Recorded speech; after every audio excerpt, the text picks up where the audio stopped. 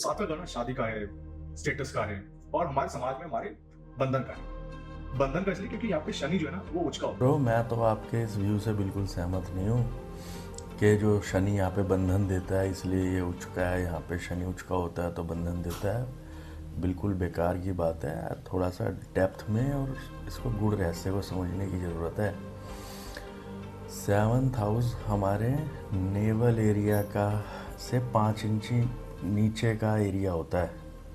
Naval area यहाँ सप्त धातु बनती हैं, ठीक है। सारे जो चक्र हैं यहीं से स्टार्ट होते हैं। अगर जो सप्त धातु है और हमने यहाँ पे जो उचका करा वो शनि को करा, क्योंकि वो एक कोल्ड प्लैनेट है जिसे हम नपुंसक ग्रह भी बोलते हैं, तो वो उसका कंट्रोलर है। अगर हम किसी और को बनाते तो सारा का सारा सप्त धातु जो है वो कंज्यूम नहीं हो जाती। किसी भोग के प्लैनेट को बना देते या किसी और को बनाते तो एक तो रीज़न ये है कि शनि यहाँ उचका होता है, पहली बात। दूसरी बात, जो शनि है ये कर्म कारक है और ये भोग से कर्म, भोग में कर्म को एम्पलीफाई करता है। भोग का मतलब वो सब नहीं है, भोग का मतलब जो कर्म हमें इस जन्म में भोगने हैं।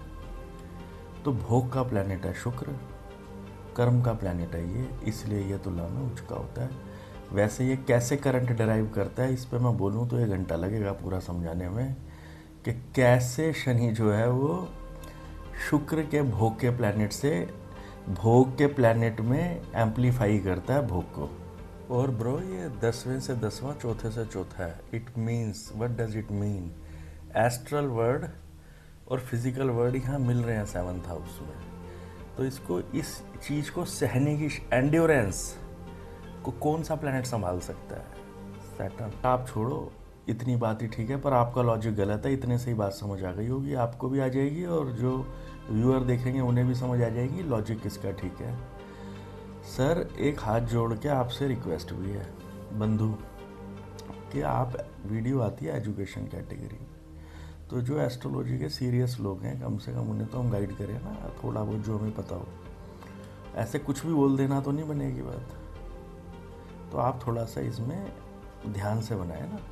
चीप पब्लिसिटी चीप गेंस के लिए क्या होगा, साथ तो कुछ जाना नहीं।